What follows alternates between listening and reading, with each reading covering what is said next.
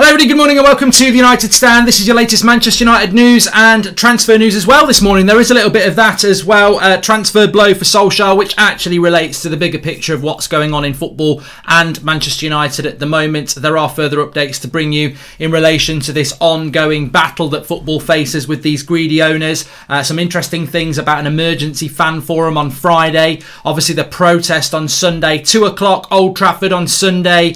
If you're going to get yourself down there, this is going to be a very, very big protest. There was a protest on Saturday, as we know, massive protest on Sunday against the Glazers and the greed in football. 2 o'clock on Sunday. Two things as well. I want to talk about Solskjaer's transfer blow, because what we're going to see this summer by many, this is coming in from many people, that this summer transfer window is not going to be that good. There are rumours that, Woodward's not going to have anything to do with this summer transfer window because, why would you want it when it's not going to be a very good transfer window?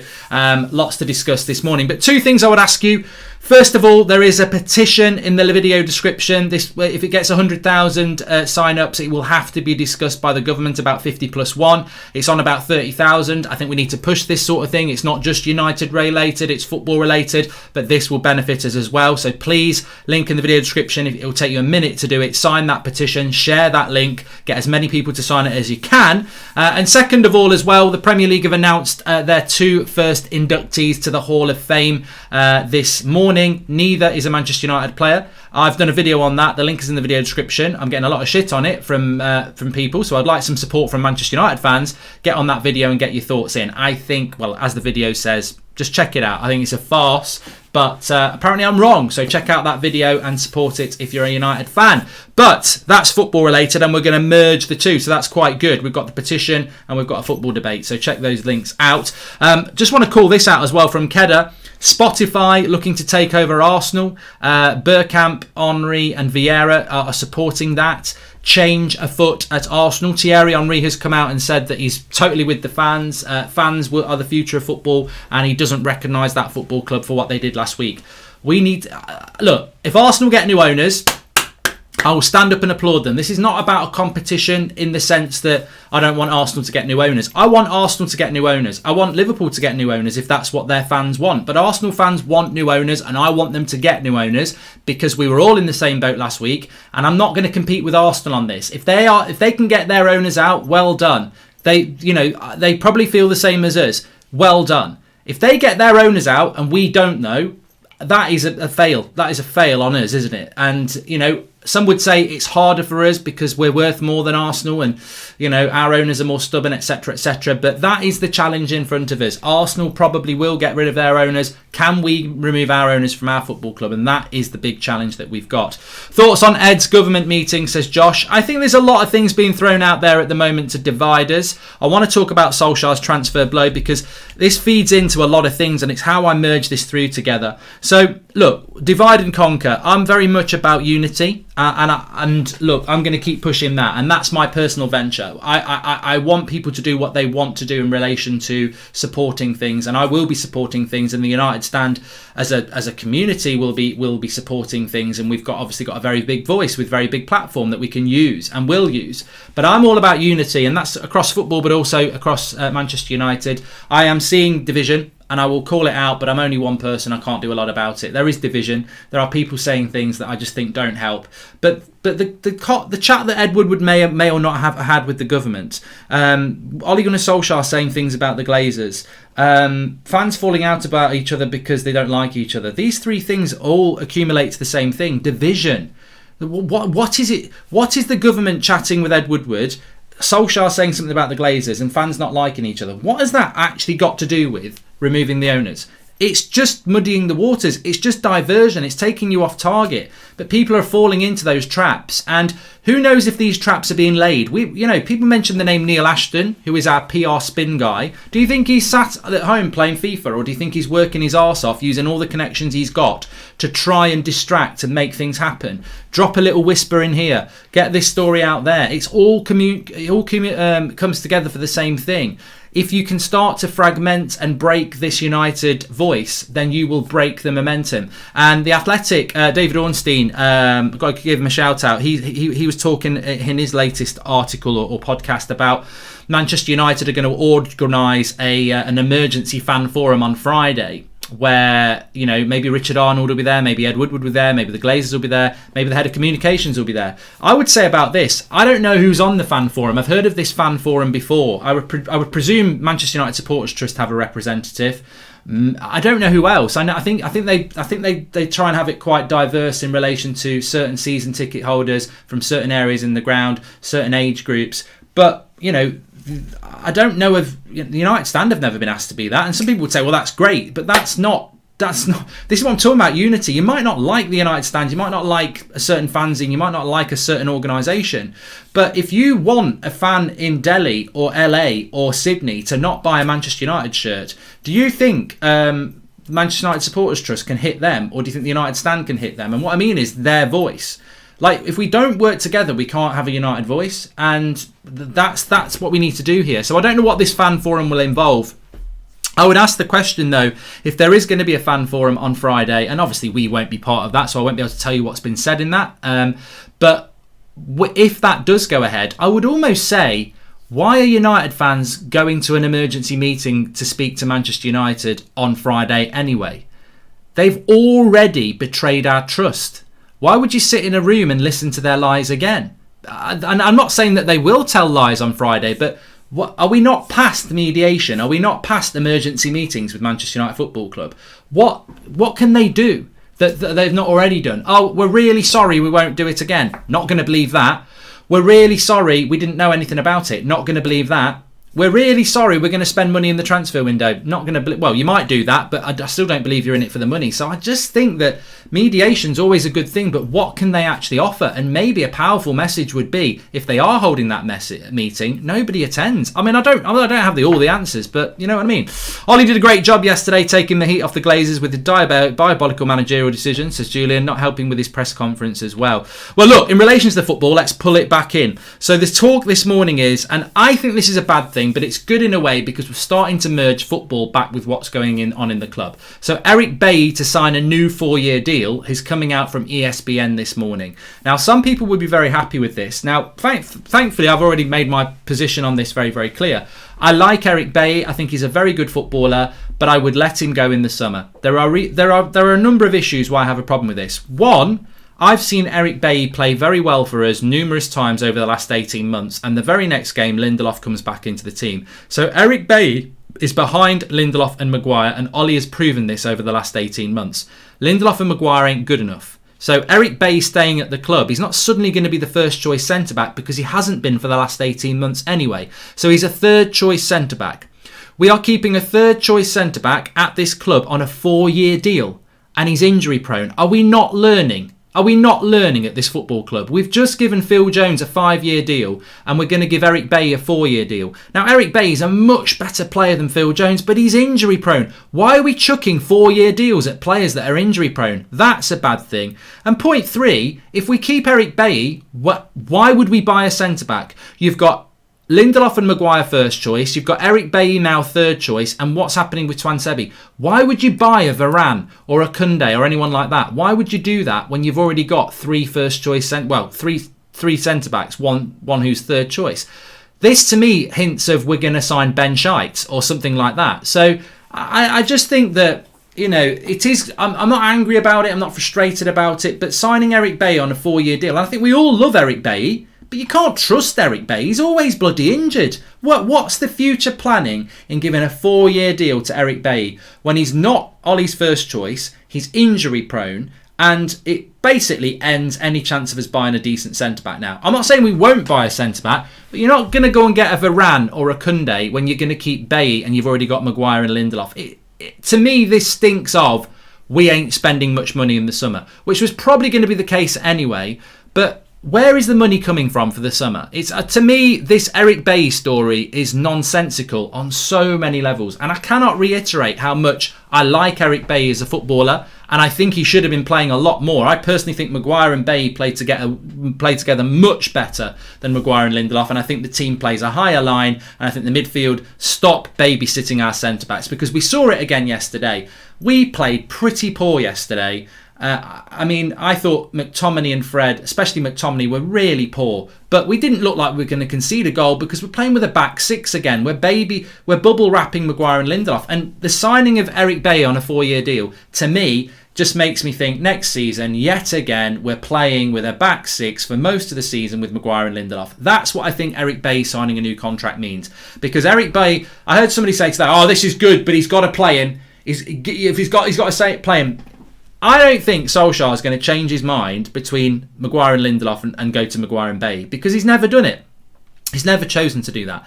And also, even if he did do it, how long is Eric Bailly going to last? 3 weeks, 4 weeks, 5 weeks before he gets an injury for 5 weeks? So I just think this is a sad indication of how that football club is run. That you need Ole Gunnar Solskjaer, and this is why I say transfer blow, because we've seen this time and time again. Ole Gunnar Solskjaer desperately needs a centre-back. We get linked to people like Varane, and then what do? We give a 4-year deal to Eric Bailly, because basically what that's all about, and we've seen the evidence of this time and time again, instead of buying a centre-back, let's tie up what we've already got on a long-term deal and stick with what we've got. And I think that is what is about to happen here. We are about to see the end of a centre-back coming in, because we're going to stick with what we've got. And on top of that, not only are we going to stick with what we got, we're going to give it a massive contract. So in 2 years' time, when everyone says Eric Bailly needs to go and he's got 2 years left on his contract, we'll be like, well, we can't get rid of him because no one's going to buy him because he's injury prone. He's 27 and he's got 2 years left on his deal. I actually hope that this is wrong. I hope this Eric Bailly story is wrong, because it doesn't make any sense to me, and it really, really, really, really does come down to the fact that it's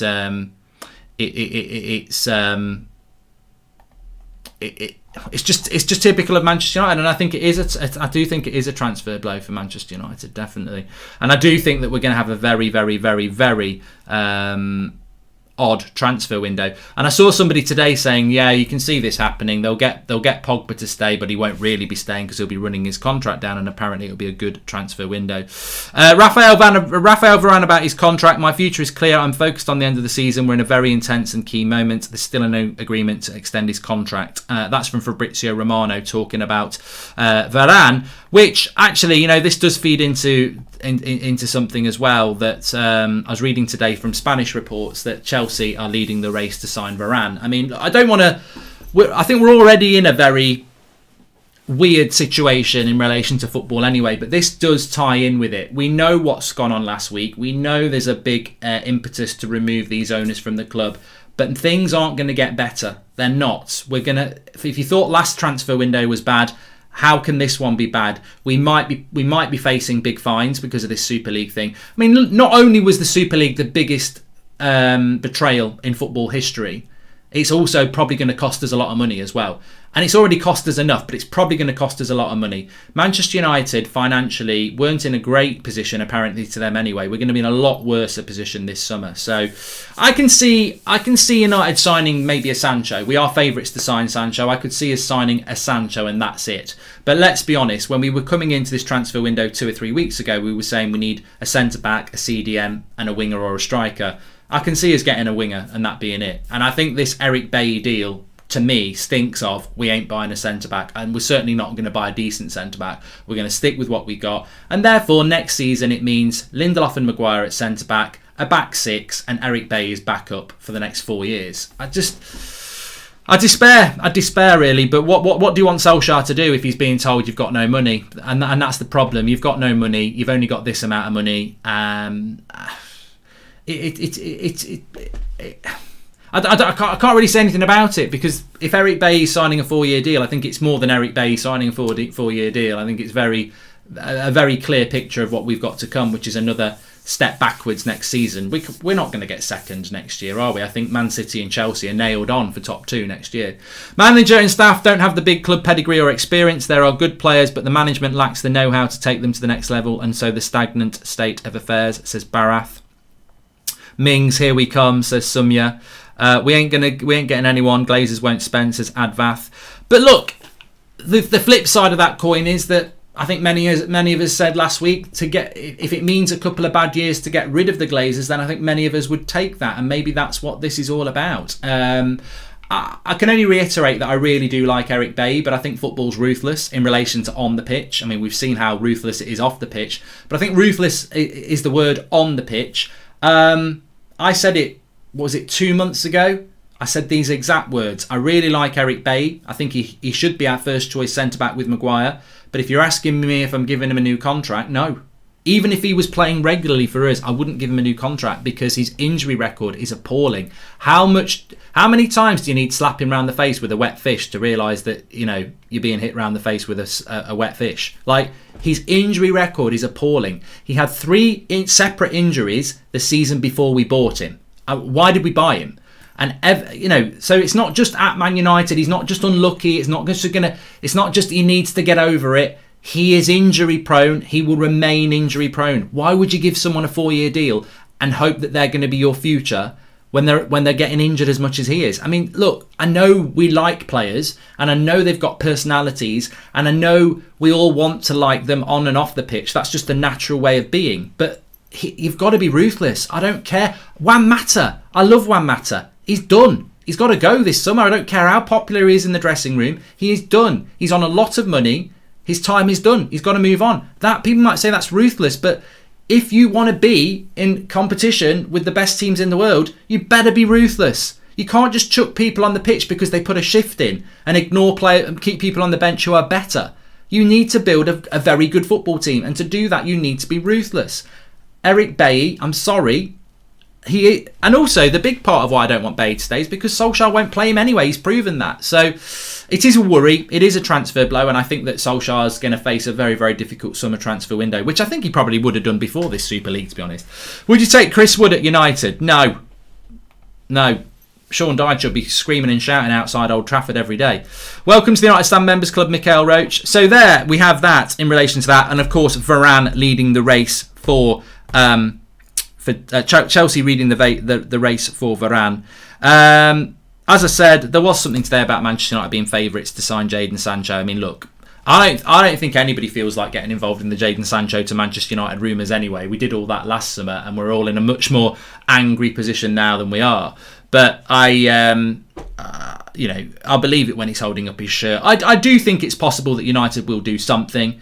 It's hard to read what Manchester United's owners are trying to do at the moment. I mean, what do you think they're trying to do? What do you think Manchester United's owners' plan is? Because my opinion on this is hardly any better than yours. Welcome to the Members Club, Vidderson. I personally think that if the Glazers could have a wish at the moment, it would be for everything to go back to normal and they just keep making money out of the club, taking the dividends, keeping us in debt, servicing the debt with our revenue, taking the dividends out, and they keep doing this for the next 20, 30, 40, 50 years because it's a cash cow. And I think that we all know what the Glazers are. If you didn't know what the Glazers were before last week, you definitely do now. But most of us knew what they were anyway. They're businessmen. I don't knock that. There are worse, more ruthless businessmen than the Glazers out there. All they're doing is making money, and people have been doing that for time. So I don't think that they are. I don't dislike them because they are successful businessmen. I dislike them because they basically turned Manchester United into a business and not a football club. I don't see any reason why they want to sell. I don't think they are sat there panicking. I think what they are doing is they are waiting for this to blow over. They're waiting for the wind to just blow this over, and then we continue again. They've had this for 15 years. All right, this is probably as big as it's been, apart from the ones about 15 years ago in relation to protests. But I don't think the Glazers are sat there thinking, "Oh, we need to sell. We need to get out of this." I don't think it is, and I don't think protests like last Saturday or on Sunday, as big as it's going to be, ultimately they're not there. On Monday it's over. So I don't think that they are planning on going. Welcome to the Members Club, DM1 Try. I don't think they're planning on going at all. I think they're planning on staying, and we have to work on how we change that. And if they do stay, then we're not going to see Premier League titles at Manchester United. We're just not. I thought about that a lot over the weekend. Gary Neville a year ago, probably I've said it, you've said it, 3-year plans, getting a title race. That's not going to happen, is it? We're kidding ourselves. We ain't going to get in a Premier League title race. Some would say we couldn't do it with this manager anyway, but I don't necessarily agree with that, but we're not going to do it with this manager because we're not going to do it with these owners. We wouldn't do it with Pep. We wouldn't do it. We're not going to do it. They're not serious about spending the money that this club makes to be successful. If this club was run as a football club, the revenue we have could be pumped into the team. We don't make any profit every year, but we don't go into debt, and we build a proper football club. That's not going to happen with these owners. So I don't see change. I don't see change, and I don't think that they want change. I think what's happening at Arsenal looks like change. But at Manchester United, I don't think the Glazers are looking to change, and I think that's why they want the fan forum meeting, because what they need to do is, and some would say, well, no United fan's going to fall for it again. But if 100%, and I don't think we have got 100%, but if 100% of United fans are united together now, in a week's time, if it's 95%, the Glazers will take that because, well, we've won 5% back. We keep working, and I think that's what the plan is. They will fail Ollie in the transfer window again, and you will have the stories of unrest until ultimately they sack Ollie. We need to stop this, says Andrew Lees. Look, I don't want to give the Glazers a way out here, but I said it over the weekend, and I'm sure many of you would agree with me. If I was in charge of this football club, and I was the Glazers, and I wanted to calm this situation down, we need to be sacking Solskjaer in the next 8 months. How do we do that? Now, it's not that they don't like Solskjaer. I think they do. I think they'd like Solskjaer to win a Premier League title. But the cheapest way and the best way for them to get out of trouble is to sack him. Well, the best way to do that is to not really back him in the summer. I can see a million miles off, like many of you, that if we got second place next season, it would be miraculous. I think it's almost miraculous this year. So he can only drop next year. He can only be worse next year with this squad. I can't see this squad getting second next year. Doesn't mean it won't happen, but I don't see it. So next year, you've got, the likelihood is we're not going to be as good next year in league position compared to this year. Well, already that means, he's not good enough. If they get to sack another manager and bring another manager in, it automatically, psychologically, it's like, well, let's see what this manager can do. Oh, it's another 2 years of the Glazers. So I think that they've got enough plans in their heads here. Morning, Mark. Love the show. Keep up the good work, says Mikael Roach. And Andrew Lees, I think they will fail Ollie as well. What else do we need to talk about? Arsenal purchase, I've spoken to you about. Eric Bailly, we've spoken about as well. For changes, Arsenal purchase. I mean, somebody just said there, I really hope Arsenal don't get new owners before us. I think I don't mind what Arsenal do. Of course I want United to get the Glazers out before they get Kroenke out. I do want that because I want us to be the forerunner of doing it. But so there is a competitive element to it, but I can't not want Arsenal to get what we want. They want their football club back. But will they get their football club back? Another rich owner, does that mean they get their football club back? I don't necessarily know, because a new owner is going to come in and have to inherit all the problems that Arsenal have got. And a business is a business at the end of the day, isn't it? So it doesn't necessarily solve your problem, does it? But I want Arsenal to get change, of course I do, because I can imagine they feel the same as we do. The big thing that Manchester United, and the hints in the name United, is unity. Have we got that unity? Or are there still people out there that think, nah, we don't need those people to help, we can just do it on our own, because, they're still lost in that world of bitterness and division. They're the challenges we're going to face. I've been encouraged by a lot of the conversations and things I've seen over the last week, but I'm in no doubt that the challenge ahead is huge. It really is. And the protest on Sunday, 2:00, Old Trafford, will be huge. But this time next week, that protest will be over. What's next? There'll be a lot of coverage of that. There'll be a lot of... I think that's going to be the biggest protest we've seen across the last 2 weeks. And that will be very, very impactful. But what's next? What happens after that? Is that enough? I think you've got to hurt the Glazers financially, which means you've got to hurt Manchester United financially. But they've been hurting us financially for the last 8 years. Have they really? And people say they've spent £1 billion. And they have spent £1 billion. And that's a lot of money. And, how much of that is down to having a piss poor CEO in charge? We have spent a lot of money, but they've also taken £2 billion out. So Don't be fooled by the fact that rival fans will say, how can you moan when United have spent $1 billion in the last 10 years? Well, because our owners have taken $2 billion out. We could have spent $2 billion. And also, they appoint the CEO. They appoint the board members. We've spent money badly. It's not just about... If it was all about money, we win the argument anyway, because the Glazers still have us in hundreds of millions of pounds of debt. They've taken a lot of money out of this club. We have to service that debt. So yeah, we've spent money, but they've taken a lot of money out. But it's not just about the money, is it? It's about the way the club's been run. It's about the people who are running the club. The money is a big part of it, but it's the infrastructure. It's the way the money's been spent. It's the poor decisions. It's like giving Eric Bailly a 4-year deal. Love the guy, but his injury record is abysmal. And it just means we won't buy a centre-back now. Now, if we keep Eric Bailly and we buy Ben White or Tyrone Mings, and that's our summer in relation to centre-backs, but Chelsea buy Varane, I mean, come on. That Chelsea deal is way better than anything we've just done, and yet we're supposedly closing the gap. You can't keep fighting opposition who are in the peak of their condition with two hands tied behind your back, and this is what they keep sending us out to do. Do you think Jadon Sancho will... Well, let's take some of your questions. Do you think Jadon Sancho will happen? Nothing will surprise me this transfer window. Nothing will surprise me. I mean, in one way, they might go and do something ridiculous to try and win your faith back. And look, I personally think a lot of you will fall for it. Maybe not everybody who's watching here. Maybe not everybody who's watching this video. But this video might get 100,000 views. There are hundreds of millions of Manchester United fans. And I think if the Glazers went out and bought Jadon Sancho, then I think a lot of people would be like, oh, give him a chance. Psychologically, I think they'd give him a chance. And what can you do about that? I think when the new kits come out with a new sponsor on it, loads of people are going to buy it. And I can't, personally, right here, right now, I cannot justify...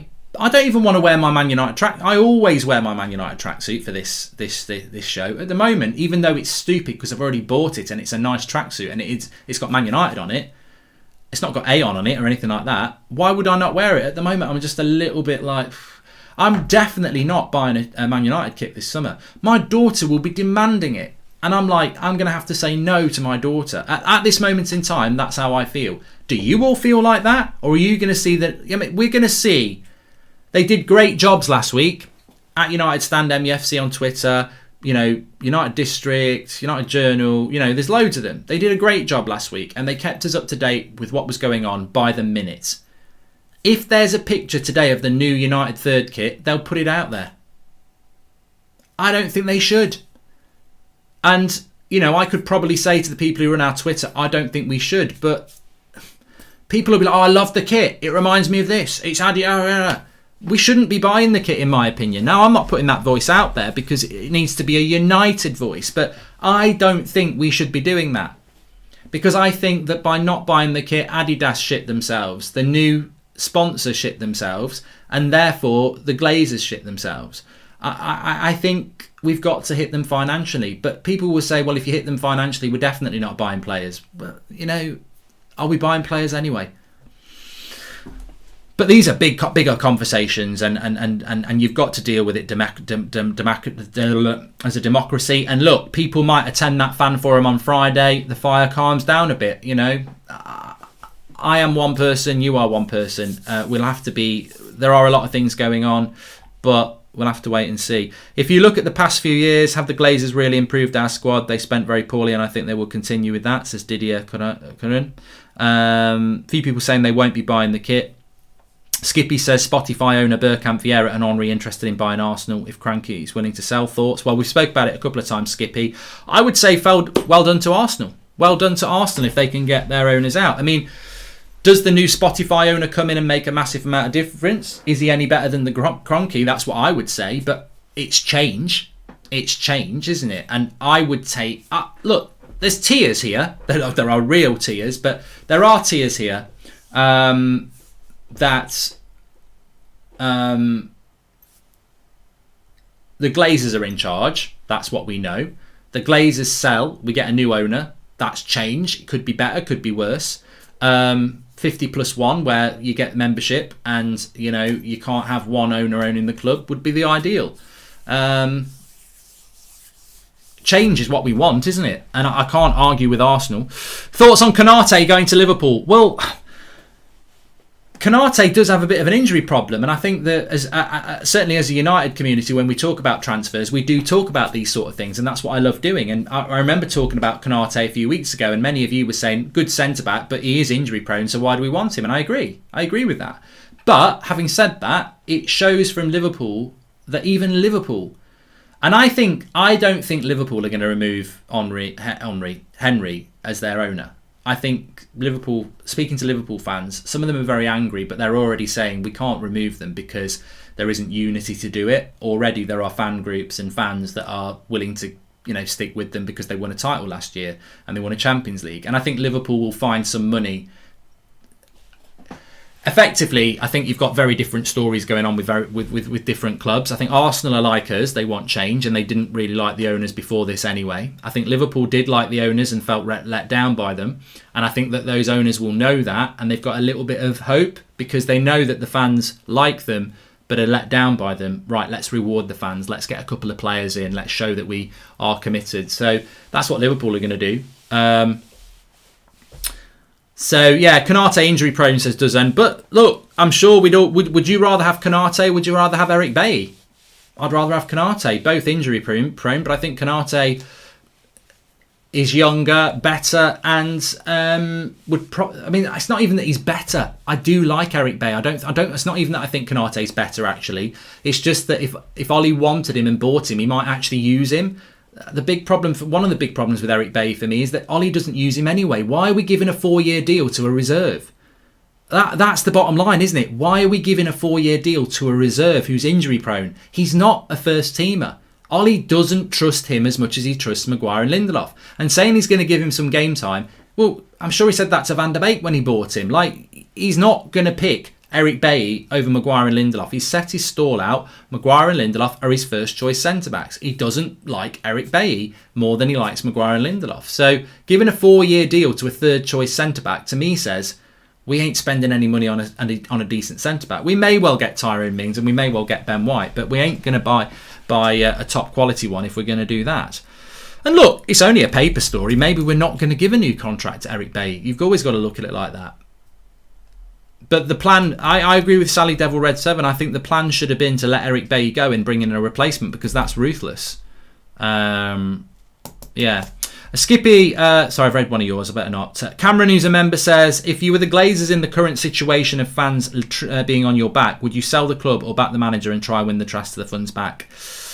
Cameron, if I was in charge of this football club, what would I do? I think that's a very good question. If I was the Glazers, what would I do? Well, look, I'm not a football fan for a start.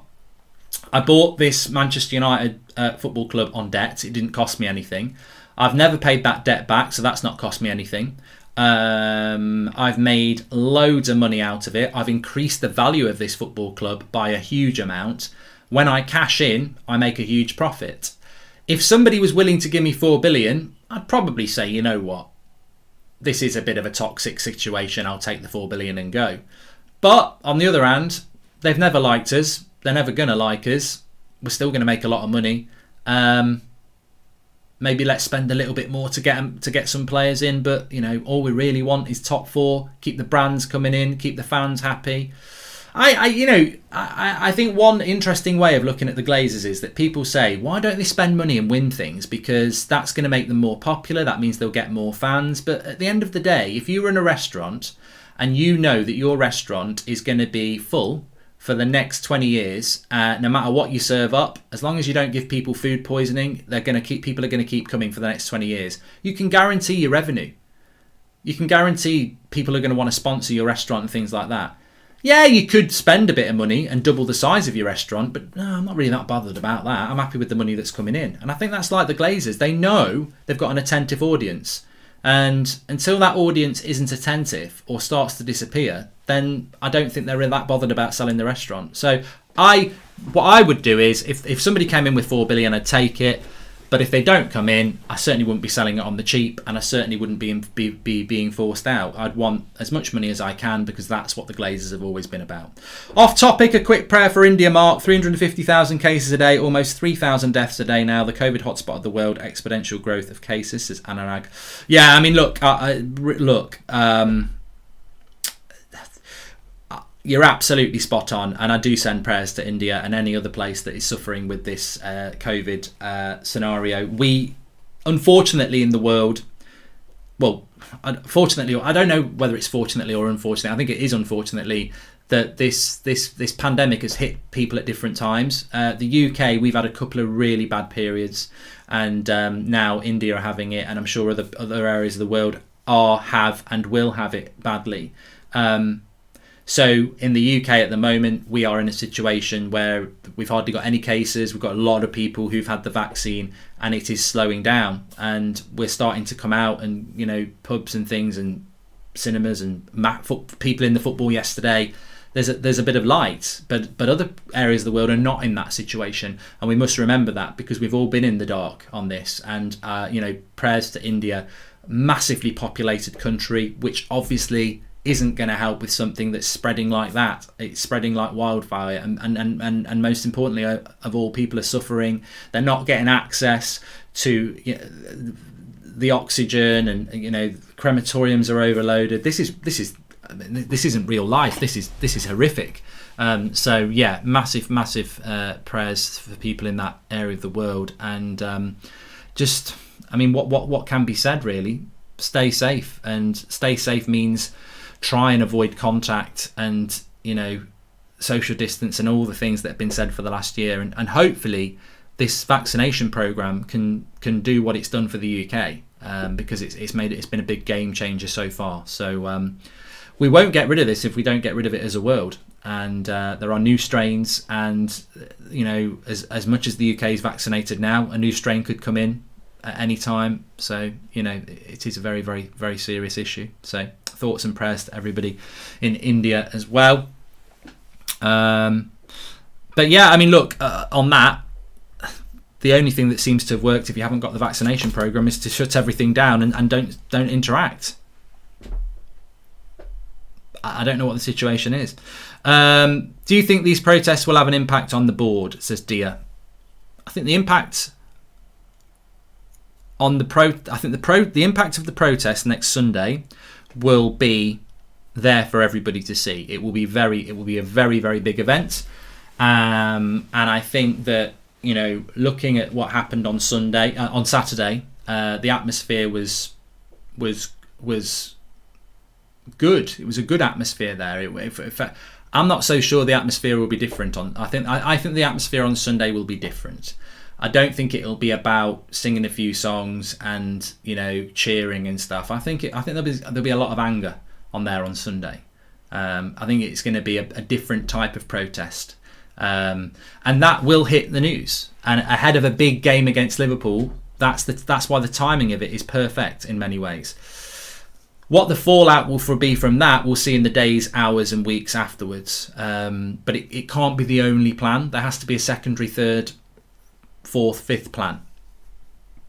I don't feel that the Glazers are under any pressure at the moment. I think that, you know, even this fan forum meeting on Friday, to me, demonstrates that they think, oh, let's get a few fans together, say we're sorry, say we've got plans in place. But ultimately, I don't think many Man United fans are going to fall for whatever meeting that's all about, because whatever they say, you can't trust it.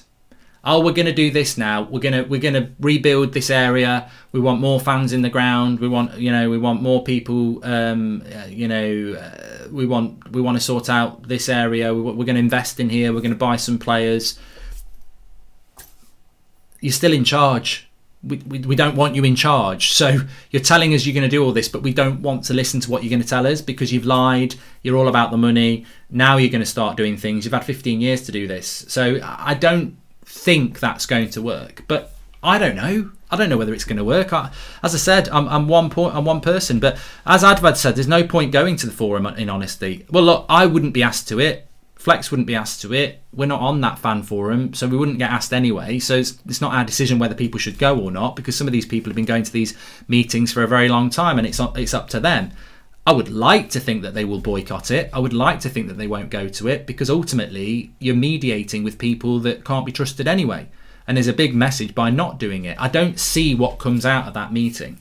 Unless they're going to say, look, we agree. We're going to give you 50% of the ownership. We only want 49%. You can decide your future. If that's what they're going to say, great. But I don't think they are. What they might do is they might be a bit clever and say, well, look, everything's on the table to sort this out. Let's keep discussing about this for the next few months till it goes quiet, and then we'll just stay as we are. That's a tactic in itself. We're open to discussing change. Let's start having the meetings about it. The meetings go on for bloody ages, and by the time you get anywhere, people have forgotten about this, the fire's gone out and it's over. You know, delaying tactics effectively. But who knows? Who knows? We won't be party to those meetings, so we won't know. We will only hear things. I think most of these fan forums happen and you don't actually get the minutes of them for about a week or two sometimes. So we don't know. But 51% for the fans would be nice. 32,000 plus have signed the petition so far. Keep promoting and sharing for others to sign. Yeah, I do want people to sign that petition. It's really important. It's in the video description. Please do. Robert McCormack says, would you go if you were asked to go on that fan forum? You know what I would do, Robert? I will make personal choices about things because that's what I do. But I won't make personal choices about things that are, you know, I can't. This is not a dictatorship, and it never has been. I have an opinion, and Flex has an opinion, and other people on the channel have an opinion, and that's the way it should be. If I got an invite, which I won't, if the United Stand got an invite to be on that fan forum on Friday, I know what I personally think, but you know what? I would ask you lot. I would say, right, let's run a poll. Do we go on it? Do we not go on it? And if 51% said yes and 49% said no, we would go. I would put it like that, Robert. Personally, my opinion is that how can these people be trusted? But if they did invite someone from the United Stand, then suddenly I would think, hold on a minute. At least they're inviting other voices. So Jay, no, they won't be. Nobody will be invited to that. So I think this fan forum already exists. It's been going for years. There already is a fan forum. It's representatives from different sort of things, and I think a lot of it's around season ticket holders from what I remember. Manchester United Supporters Trust will be there as well, so it's not a newly formed fan forum. It's people who have always been invited to it. Yeah, so I think that would be the best. But please do sign the petition, because if that can get 100,000 signatures on it, which is a bit of a challenge at the moment considering it's been going for a few days, but we've got to keep sharing that link in the video description about the petition.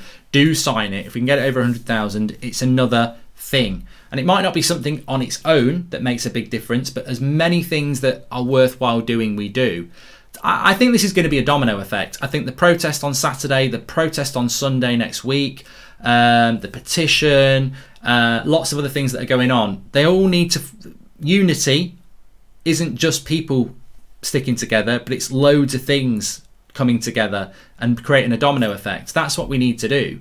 I think we're throwing some punches at the moment, but if you think about the Glazer ownership, it's a bit like a titanium wall at the moment. You know, we're throwing punches at it. We might be knocking a few dents in it, but we're not pushing through yet.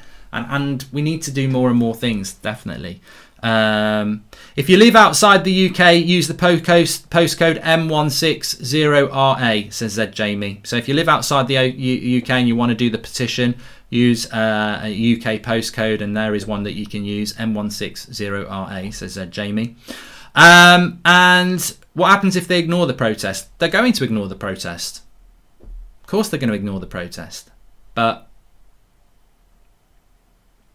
that doesn't mean you don't start doing it. Please smash a like on the video, by the way. Lots of content coming up for you over the next few days. And obviously, as always, we will keep you up to date with everything that is going on and everything that you can get involved in. I'm very aware that the global fan base are what can they do. Look, we had a stream of the protest on Saturday, and the plan is to do that again on Sunday, so you'll be able to see it on this channel. But there will be things that are going to involve you, and I think there already are things that involve you. You know, do you want to buy a Man United shirt or a Man United tracksuit at the moment? Do you want to put money into the Glazers? There's lots of Manchester United merchandise that people will be thinking about buying at the moment. Do you want to hold off on that at the moment? You're playing your part if you do, I think, but there'll be a lot more than that. This is about everybody, and I had this conversation with somebody last night actually, and they were basically saying, we don't want you involved because you divide fan opinion. And I went, I divide fan opinion? Oh, I have an opinion, but how do I divide fan opinion? Tell me one thing that's been said by the United stand that wasn't wrong. Should we still have Mourinho in charge? Should we still have Van Gaal in charge? You know, should we have sacked Ollie in October, November? No, said we shouldn't have done that. Is Armik Fred going to win as a title? No. Was Fellaini going to win as a title? No. You know, all right, there's a lot of people having an opinion, and there's definitely been mistakes made with fan cams, and I put my hand up about that. There's definitely been mistakes made about fan cams, and I would almost say that fan cams on this channel, in relation to what you've witnessed before, don't exist anymore, and they won't exist in that platform. We'll still be at the ground, but the way that we do our fan cams in the future is going to be different, because I think you need to innovate, and there are things that this channel have done wrong, and I think, you know, I agree with people who've criticised it with that, but fans having an opinion, I actually think the United stand's a brilliant thing, because when things like this happen, having that voice and platform that people can come together on is absolutely fantastic. And look, people might say, well, I don't think you should be at the protest, I don't think that should happen, I don't think you should be involved in this, we don't recognise you as real fans. Hold on a minute. I recognise the fact that the fans who go home and away are the lifeblood of this club, and I've always said that. I recognise the great work and the fact that everybody is passionately against the Glazers. But I also recognise the fact that we can't just rely on the fans who go to the games home and away. We can't just rely on Manchester United Supporters Trust. We need everybody here, because thousands might be able to go to the protest on Sunday, but millions won't be at the protest. Thousands might be able to not buy a Manchester United shirt when it comes out, but millions cannot buy a Man United shirt when it comes out. And that's what I mean. A fan over in Mexico, a fan in India, a fan in America, a fan in Australia, a fan in China can make a real dent on this ownership, even if they can't go to a protest. And that's why we need everybody, because it's not just about going to the protest, it's about how we engage everybody. Because every person that doesn't do something that we all don't do is bigger if you use that global fan base. So for me, the global fan base is far, it has to be part of it, because that's the people they were trying to hit. The legacy fans were the people they were trying to get rid of. We don't need the legacy fans, we need the global fans. Well, if we're going to make change, we need the global fans as well. It's so logical. We can't just do this we don't need them involved, and we don't need them involved, we just need us. That's why you're going to fail. Your protest will work. Loads of people will go to the protest, but on Monday that protest is over. You need everybody involved. You can't be a dictator, and you cannot be not all inclusive in this battle. We need everybody. Think how your enemy thinks. The enemy, what of the Super League people, wanted rid of the legacy fans and wanted the global fans. So if we just focus on the legacy fans to win this battle, we'll lose. Why did they want the global fans? Because the global fans outnumber the legacy fans massively. We need the global fans on this. We need unity. We need everybody together. That's what we need. That's why you need to forget all your past issues and work together. That's what we need. It's very logical, and people are applauding it and saying, oh, you know, Mark for CEO and everything. I don't want that. I just want to be part and help. And it's absolutely obvious to me that you cannot go, we don't need these people, we don't need that, we don't need fan cameras, we don't need that. You bloody do. You do. Because you need the full weight of everything. And the minute you start excluding people, the minute you start making your argument weaker, we must use everything that we've got. And we must learn from what they were trying to do. And what they were trying to do was very clever. It was betrayal, it was anti-football, but what they were trying to do, if they'd succeeded, Manchester United would have failed to exist in the way that we love it. All these fans who go home and away, all these legacy fans would have been lost from the game forever. Because it would have been a franchise. It would have been a worldwide franchise.